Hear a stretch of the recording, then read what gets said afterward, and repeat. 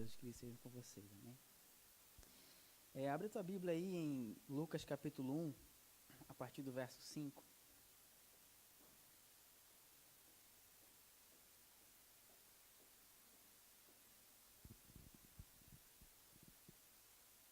Lucas capítulo 1, a partir do verso 5.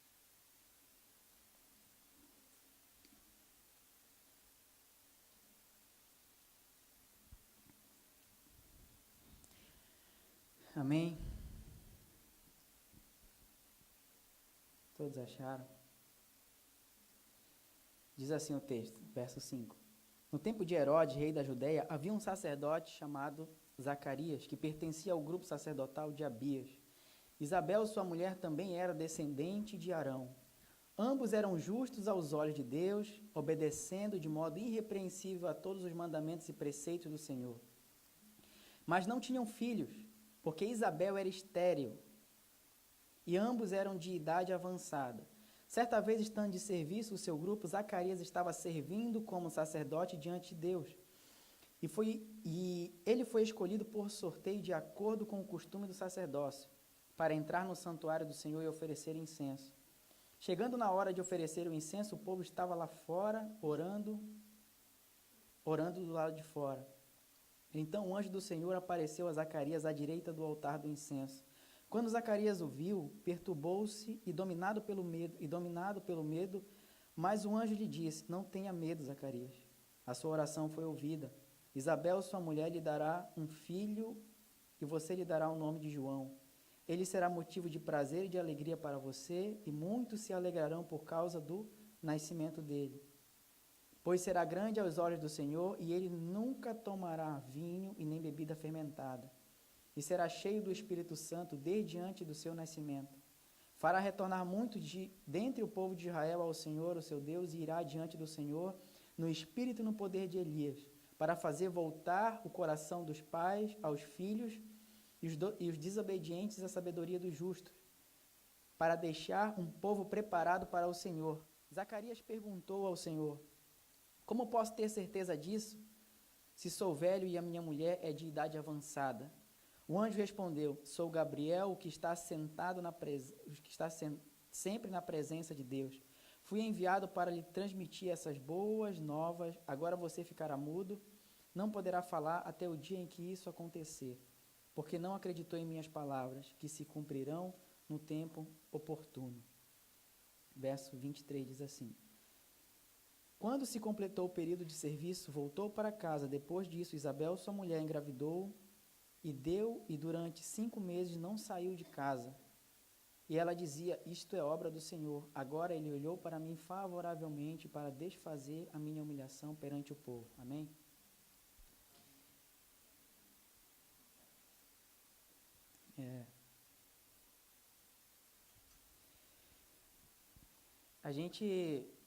O Cássio estava falando aqui sobre transferir um coração, e algo que eu tenho tentado entender ultimamente é essa questão de transferir um sentimento, de transferir algo que tem aqui dentro de mim, que por meio de informação, por meio de palavra, eu não consigo passar isso. E esses dias eu estava ouvindo um pastor, ele falou algo muito interessante. Ele diz que um profeta, quando ele recebia uma mensagem, quando ele recebia uma orientação do Pai, ele não recebia necessariamente só uma palavra de forma audível. Quando Deus ele comunicava, não era somente uma vontade. Deus ele transferia, Deus ele compartilhava o coração com o profeta, de forma que ele fazia o profeta experimentar aquilo que seria a mensagem dele. De forma que o profeta ele sentiria aquilo que ele iria comunicar da parte de Deus. A gente vê isso como exemplo na vida de Oséias. Para provar que Israel se prostituiu, Deus levantou o profeta Oséias, pediu para que Oséias tomasse uma mulher prostituta e se casasse com ela e tivesse filhos com ela. E então Oséias faz aquilo que Deus determinou a ele. E Oséias ele foi um profeta que acusou a prostituição de Israel, ou seja, a prostituição ela estava relacionada à idolatria. Na hora que o povo adorava outros deuses, isso era considerado como um ato de idolatria e como um ato de prostituição, ou seja, eles estavam trocando o relacionamento com Deus com outros deuses. Mas só que para falar isso, Deus ele pegou o profeta Osés e fez ele experimentar aquilo. Isso é interessante porque aquilo que a gente vai comunicar, aquilo que eu vou transmitir para as outras pessoas, não tem necessariamente a ver com uma boa informação que eu vou receber, mas tem a ver com a experiência de vida que eu vou levar durante a minha caminhada. Não é o quanto eu consigo entender, sabe, na minha forma racional, aquilo que eu tenho que fazer, mas como que eu estou experimentando e sentindo o que Deus realmente quer realizar nesse tempo. Então, essa questão de transferir um coração, ela não está necessariamente ligada a uma boa informação, mas uma experiência de vida. Para eu transmitir alguma coisa para uma pessoa, um sentimento, uma emoção, não tem como eu somente ver, de forma verbal, transferir isso. Eu tenho que me aproximar, eu tenho que fazer a pessoa sentir aquilo que eu estou sentindo. Ela tem que observar o que eu faço, ela tem que sentir a emoção, na hora da ação. Ela precisa ver, ela precisa observar que eu tenho emoção, que eu tenho sentimento naquilo que eu faço. Porque só falar não vai adiantar, só falar isso não vai transferir um coração, não vai transferir um sentimento, vai simplesmente transferir uma boa informação. É por isso que no culto passado, quando eu falei, na última vez que eu falei, eu disse que o que Deus está fazendo no nosso meio, o que Ele está realizando, as coisas que Ele está falando não é só uma mensagem, não é só mais uma informação, é uma direção, uma orientação. Não é mais algo que vai acumular a quantidade de informação que você tem, não. Isso é uma orientação, a prática de vida que vai moldar o teu ser e vai preparar o caminho, que vai preparar as pessoas para receber aquilo que Deus está fazendo.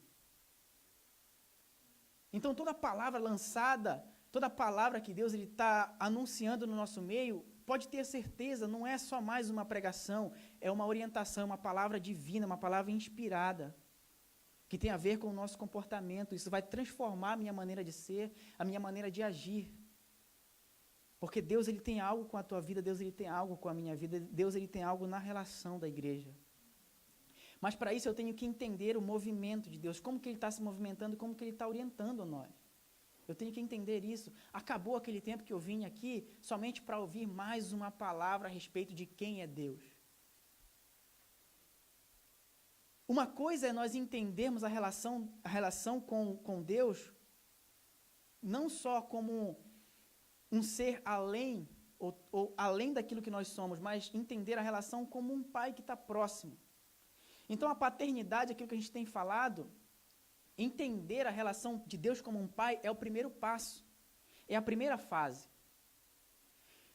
A segunda fase e o segundo passo é entender que assim como Ele é pai, eu me torno semelhante a Ele.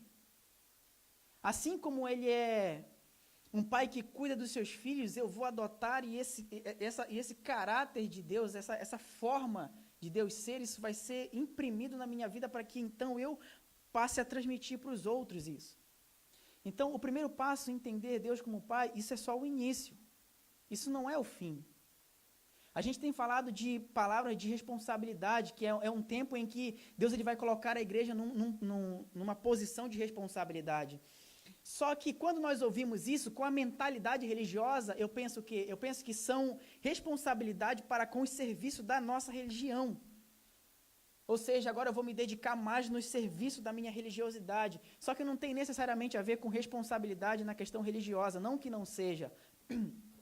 Mas isso tem mais a ver com a questão de ser responsável para com o próximo, ser responsável para com o outro. Isso é o processo de desenvolvimento, é o processo de maturação. Eu não me torno um filho maduro quando eu entendo que Deus é pai. Eu me torno um filho maduro quando eu entendo que assim como Ele é um pai, eu me torno um pai para essa geração agora. E realmente eu só vou conseguir receber da parte de Deus aquilo que já me é dado quando eu amadurecer. A gente só pode experimentar a plenitude da vida com o Pai quando nós amadurecermos. Quando eu me tornar assim como Ele é. Jesus, no final do Sermão do Monte, ele vai dizer assim, olha, sejam perfeitos como o Pai de vocês é perfeito. Ou seja, seja como Ele é. Você precisa ser. Coçando minha garganta. O Heitor está a fim de pagar, eu acho. Ele está ouvindo a palavra. Tá doido para subir aqui e falar um pouco. Minha garganta tá coçando, velho. O texto em que nós lemos fala de um casal. Um casal que vivia dentro de um sistema religioso, um casal que cumpria suas obrigações de forma muito rígida e reta. Vai falar de duas pessoas muito piedosas, que viviam à risca, como vai dizer o texto, que eles eram justos e irrepreensíveis diante do Senhor. Então eram pessoas que estavam dentro de um sistema e que obedeciam tudo aquilo de forma muito correta, de forma muito certa. E então um daqueles recebeu uma revelação, recebeu uma direção, uma orientação da parte de Deus. E isso mexeu muito comigo quando eu tomei esse texto para mim e comecei a analisar o que se passou pela cabeça de Zacarias e pela cabeça de Isabel. E isso começou a me perturbar muito, porque isso tem muito a ver com aquilo que eu estou vivendo, com aquilo que a gente está vivendo. Uma coisa é nós recebermos uma orientação, outra coisa é entender a forma como nós vamos transmitir aquilo. Como é que eu vou passar essa informação? Como é que eu vou cuidar daquilo que Ele me confiou? Isso é muito oportuno para o tempo que a gente vive, isso é muito próprio para o tempo que a gente está. Beleza, nós recebemos uma orientação de Deus, eu sei o que eu devo fazer, eu estou entendendo um pouco, mas qual que é a forma de comportamento, qual que é a minha postura, como que eu vou me portar para que então Deus realize isso? E observa que quando Deus ele confiou algo a uma pessoa, Ele não confiou para qualquer pessoa. E essa é a pergunta que veio no meu coração, para quem Deus vai confiar os filhos dessa geração? Sabe? A minha pergunta que realmente o Espírito gerou no meu coração é para quem que Deus vai confiar os grandes homens desta geração? Eles seriam pai de João Batista. Segundo Jesus, João Batista, nascido de mulher, não havia homem maior do que João Batista. Não havia nascido de mulher homem maior do que João Batista, o próprio Cristo fala isso. Aquilo que Isabel iria gerar não era um homem comum, não era qualquer um. Era alguém que o próprio Jesus testemunharia a respeito dele. E eu me pergunto, Senhor, o que o Senhor vai confiar para a minha vida? O que realmente o Senhor tem para mim? Será que a minha vida ela é compatível com aquilo que tu tem para realizar nesse tempo? Será que realmente eu sou uma pessoa capacitada? Uma pessoa que está preparada? Não estou falando de talento, não estou falando de o quanto você sabe alguma coisa, não é o quanto você tem habilidade em determinadas áreas, não, eu estou falando de coração. É aquilo que eu usei na introdução, é o coração. Não tem a ver com o quanto você é rígido e reto em obedecer às Escrituras. Isso é bom, é necessário, isso faz parte da nossa vida. Mas eu não estou falando sobre isso, estou falando do coração. Será que o meu coração ele é preparado realmente para receber aquilo que o Senhor está falando? Será que o meu coração, será que a minha vida, ela vai conseguir suprir? Será que ela vai conseguir alimentar os grandes homens que o Senhor tem para levantar nesse tempo? Será que a minha vida é capaz de alimentar um filho teu, alguém que tem uma promessa sobre a tua vida? Sobre a vida dele? Porque quando o anjo aparece a Zacarias no templo, ele vai dizer que Isabel, que era estéril, vai ter um filho. E ele diz que esse filho teria um nome e que esse filho teria um encargo sobre a vida dele. E todas essas orientações que o anjo dá para Zacarias e Isabel, isso deveria fazer parte da vida dos dois. Porque eles teriam por responsabilidade imprimir aquilo no filho. A forma de comportamento, a forma de postura de Zacarias e Isabel tinha tudo a ver com a promessa que estava sobre João Batista. Então a forma como eles se comportariam, tudo aquilo que iria regir a vida deles, tinha a ver com aquilo que eles estavam gerando. E é isso que Deus ele quer falar comigo e com você hoje. Tudo quanto a gente faz hoje, a minha postura, a forma como eu me comporto, isso tem a ver com o que nós estamos gerando. Isso tem a ver com aquilo que eu vou produzir.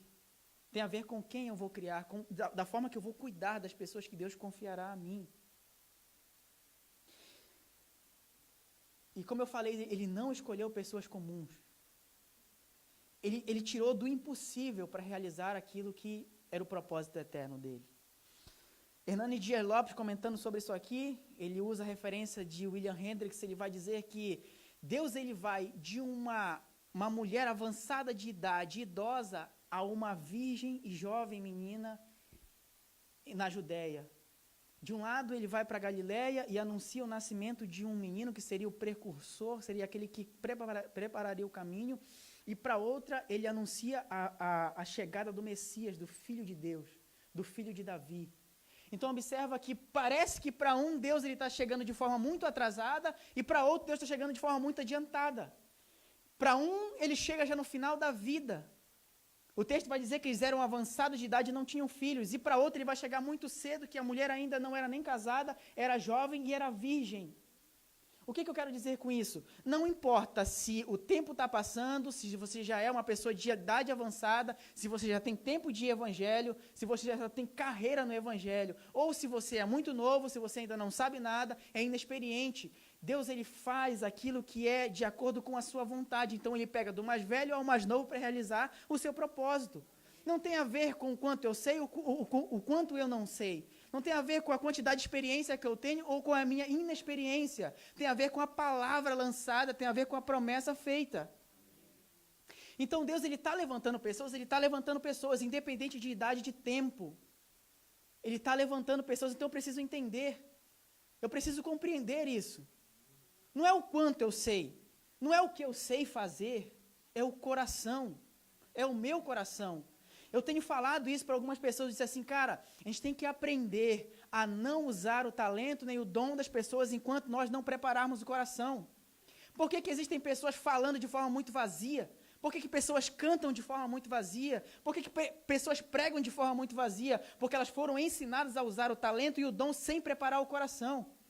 Por que há diferença de pessoas que falam, mas que aquela palavra não arde no meu coração, e outras pessoas que falam e aquilo incendeia o meu ser? Porque tem pessoas que falam realmente só com a mente, com aquilo que sabe, mas tem outras pessoas que falam com emoção e com sentimento, ou seja, ela fala com o coração. Ela é uma pessoa equilibrada.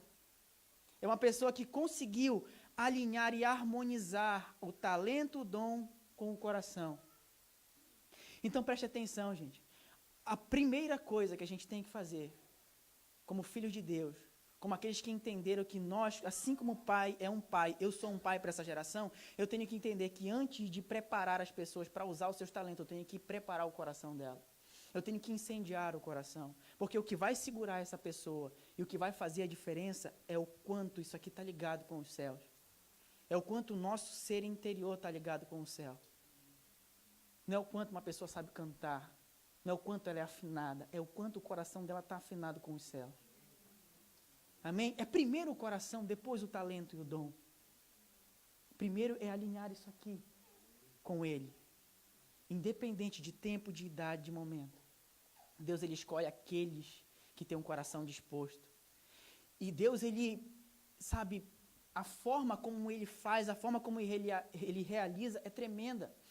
Esses dias também eu comentei algo sobre respeitar as pessoas. A gente precisa aprender a respeitar as cicatrizes das pessoas. Nós precisamos aprender a respeitar a caminhada das pessoas. Porque Zacarias e Isabel eram um casal reto, íntegro diante de Deus, mas eles não tinham filhos. A esterilidade na cultura judaica era motivo de vergonha para ele. Para Zacarias, que não tinha descendência, era motivo de vergonha. Para Isabel, que não poderia dar descendência, também era motivo de vergonha. Isso era opróbrio, como ela fala. Isso era humilhação para ela. Ela vai dizer que o Senhor olhou para mim e tirou de mim a minha humilhação. Ou seja, aquilo ofendia a imagem dela diante do povo. Quando Isabel vai se encontrar com Maria ainda grávida, ou melhor, quando o anjo vai aparecer a Maria para anunciar a vinda de Jesus, ele vai dizer que a tua parenta Isabel, aquela que dizem ser estéril, está no 6º mês da sua gestão. Ou seja, ela era reconhecida no meio do povo como a mulher estéril. Podia ser reta, podia ser íntegra, mas ela era estéril. As pessoas reconheciam ela pelo seu, não pelo seu pecado, mas pela sua vergonha, pela sua humilhação. A imagem que ela tinha diante das pessoas era uma imagem de uma mulher que para o pensamento judaico, foi rejeitada por Deus. Porque a esterilidade naquele tempo também era uma forma de rejeição. Eles entendiam que Deus tinha rejeitado aquela mulher. Era como se fosse uma maldição. Mas Lucas diz que não, ela era íntegra, ela era reta, e Zacarias também. E isso era motivo de divórcio. Isso dava para Zacarias, segundo a cultura deles, segundo as regras deles, poderia dar o direito de divórcio para Zacarias. Mas Zacarias não faz isso, ele honra o seu sacerdócio e honra a sua mulher. Ele se mantém fiel ao seu casamento até o fim da vida. Ainda que ela não pudesse dar a descendência para ele, ele se manteve fiel ao seu matrimônio. E isso tem muito a ver com aquilo que Deus realizaria na vida deles. Havia uma promessa sobre a vida de João que ele converteria o coração dos filhos aos pais, dos pais aos filhos. Isso é uma promessa realizada, feita em Malaquias. E em Malaquias capítulo 2, Deus ele vai falar diretamente ao sacerdócio. Ele vai dizer que os sacerdotes se corromperam. Ele vai dizer que o sacerdócio ele não estava realizando o seu ofício de forma muito reta, de acordo com a vontade de Deus. E ele vai falar contra os sacerdotes que tomaram mulher, que o povo judeu tomou mulher de outras nações, se casou com estrangeira, com mulheres em que adoravam outros deuses. E vai dizer que outra coisa o Senhor tinha contra eles. Eu sei, e eu sou testemunha entre você e a mulher da tua mocidade, que você não é fiel a ela. Então não é por acaso que Zacarias é fiel a Isabel. Isso tem muito a ver com aquilo que é a promessa de Deus, com aquilo que ele iria realizar. Então, esses dois homens essas duas pessoas são pessoas que carregavam dores e humilhação em sua vida. Não eram qualquer pessoa. Não era qualquer um. Mas sabe o que é interessante? É que Deus ele escolheu justamente essas pessoas. É isso que a gente precisa entender. A Estéril, como ela era considerada, foi quem Deus escolheu para dar à luz aquele homem que o próprio Cristo chamaria de o maior de todos os profetas. Que não havia homem nascido de mulher maior do que João Batista. Presta atenção numa coisa, gente. Independente da fama que a pessoa tenha, independente daquilo que é falado a respeito de alguém, independente do quanto alguém é mal falado, Deus ele pode transformar essa realidade. Deus ele pode transformar essa situação. Então, o que cabe a mim e cabe a você é respeitar as pessoas. A gente precisa respeitar o sofrimento e a dor de cada um. Porque Deus ele pega essas pessoas que não são. Deus ele pega aquele que é o pequeno, aquele que todo mundo rejeita, aquele que todo mundo fala mal, para cumprir as suas promessas. Porque Deus ele trabalha na contramão da nossa humanidade, ignorante. Deus ele trabalha na contramão da nossa falta de misericórdia. Não interessa o quanto uma pessoa tem errado, ela tem falhado. O que importa é que quando a promessa de Deus se cumprir, as cicatrizes aparecerão. E são cicatrizes de uma dor que não me incomoda mais.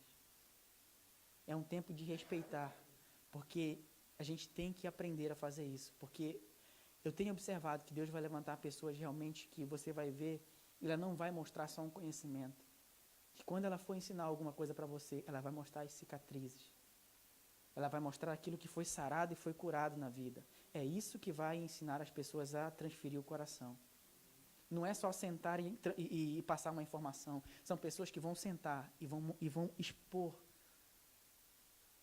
de certa forma, o seu corpo para que você veja todas as cicatrizes que elas têm. Amém? Respeitar uns aos outros.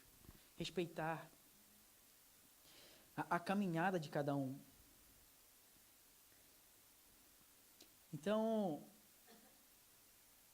quando o anjo aparece a ele, o anjo vai dizer que o filho que nasceria, ele não poderia beber vinho e nem bebida fermentada.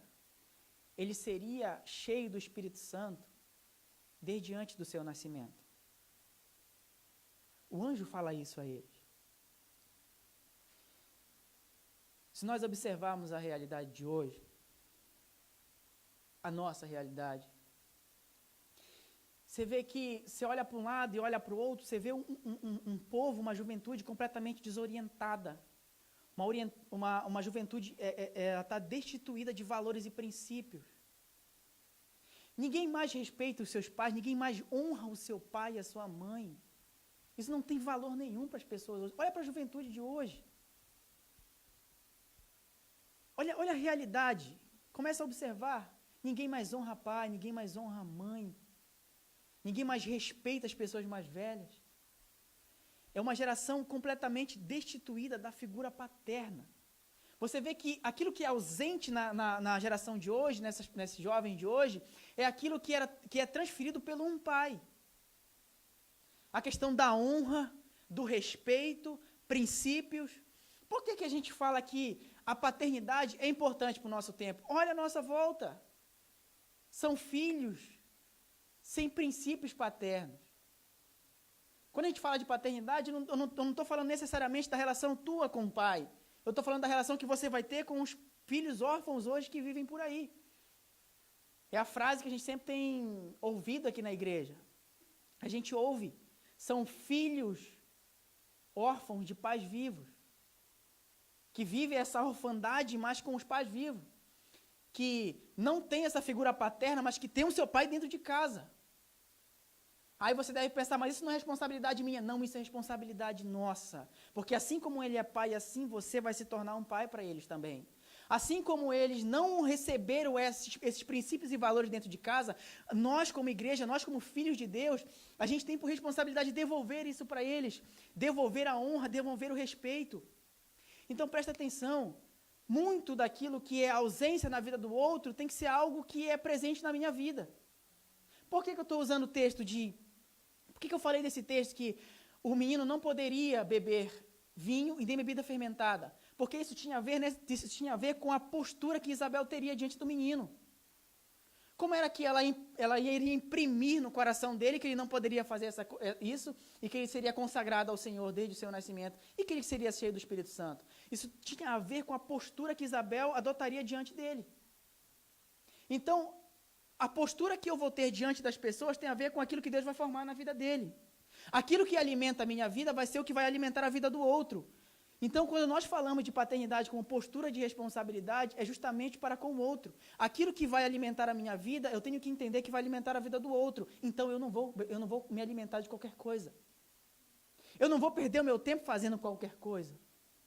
Eu tenho que ver qual que é a necessidade, qual que é a ausência na vida dos outros, aquilo que está desgraçando essa geração de hoje, e eu tenho que adotar isso daí como um princípio, uma formação no meu ser.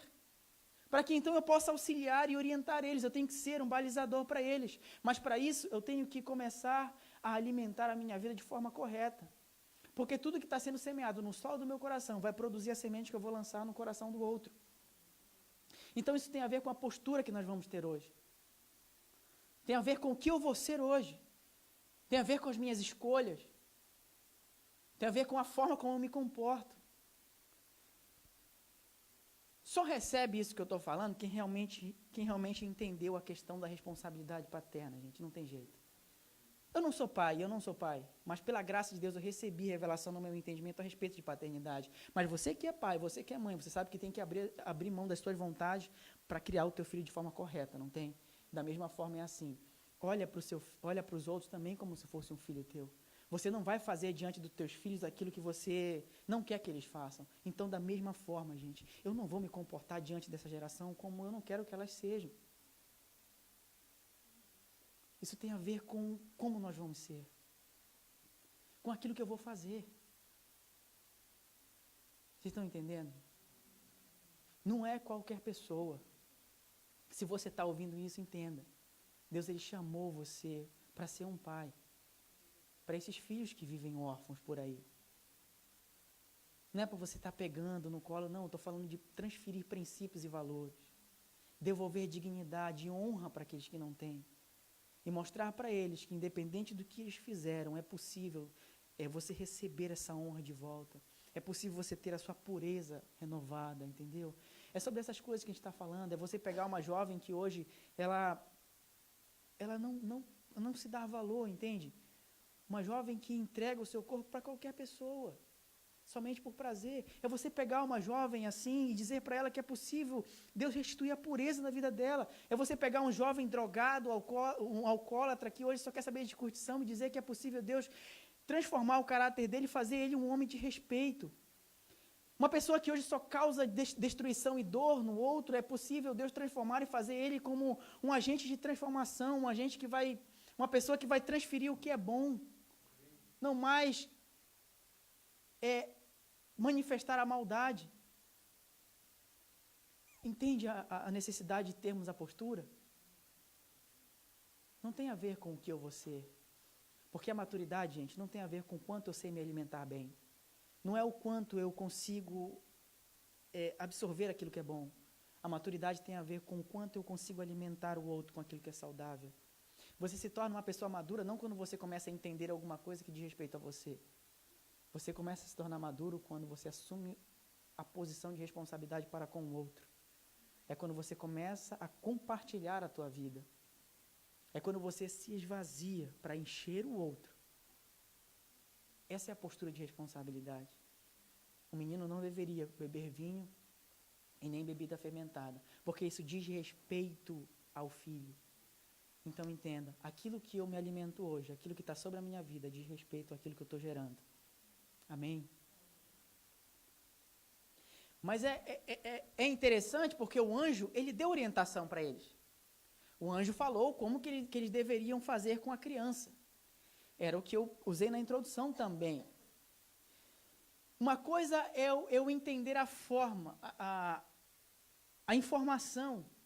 Outra coisa completamente diferente é eu entender a forma que eu vou passar isso. Como que eu vou transmitir tudo isso. Uma coisa é você saber, Deus, alguém chegar com você e dizer assim, Deus ele tem um propósito na tua vida, Deus vai fazer isso, Deus vai fazer aquilo.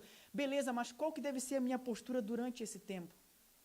Como que eu devo me comportar? É interessante que em Juízes, quando Deus ele vai levantar um novo juiz em Israel, ele vai visitar uma mulher em Israel que tem por marido Manoá. O nome do seu marido era Manoá. O anjo visita a mulher e diz que ela teria um filho, e essa mulher também era estéril. Diz que ela teria um filho. E ela dá várias orientações para essa mulher. E essa mulher vai até o seu marido e diz que o anjo apareceu a ela. Mas só que o marido, preocupado, diz assim, nossa, mas e agora? E ele ora ao Senhor, Senhor, faça com que esse anjo apareça novamente para que ele me oriente como é criar a criança. Então, quando o anjo aparece novamente a Manoá, a primeira coisa que ela pergunta, a primeira coisa que ele pergunta é a seguinte, Senhor, quando as tuas palavras se cumprirem, o que nós deveremos fazer com a criança? Como que ela deve se comportar? E então o anjo responde, a tua mulher deve obedecer tudo aquilo que eu falei. E mais uma vez o anjo vai falar, ela não beberá nenhum fruto da videira, nenhuma bebida fermentada, e não comerá nada impuro, durante o período da gestação. Durante o período em que ela estiver grávida, ela não comerá nada disso. Ou seja, aquilo que alimentaria a vida dela seria relevante e estaria completamente ligado àquilo que ela iria gerar. Então, aquilo que eu faço hoje tem tudo a ver com aquilo que eu estou gerando. E a preocupação de Manoá em perguntar como que nós vamos criar a criança é algo que deveria perturbar, não. Deveria nos incomodar de certa forma. Beleza, nós já recebemos a orientação, mas como que a gente vai passar isso para os outros? Como que eu devo me comportar? Qual que é a minha postura? Isso deve fixar no nosso coração. Nós recebemos uma orientação. Nós sabemos o que Deus está falando. Mas qual que é a minha postura hoje? A partir de agora, quando você decidir fazer alguma coisa, não pense mais só em você. Pense na geração seguinte. Pense naquilo que vai ser gerado através de você. Porque já não tem mais a ver comigo, nem a ver com você. Tem a ver com aquilo que Deus vai produzir através de nós. Amém? Essa é a palavra de Deus para os nossos corações hoje. Isso que Deus ele tinha para transmitir. Amém? Que Deus abençoe a todos. Amém.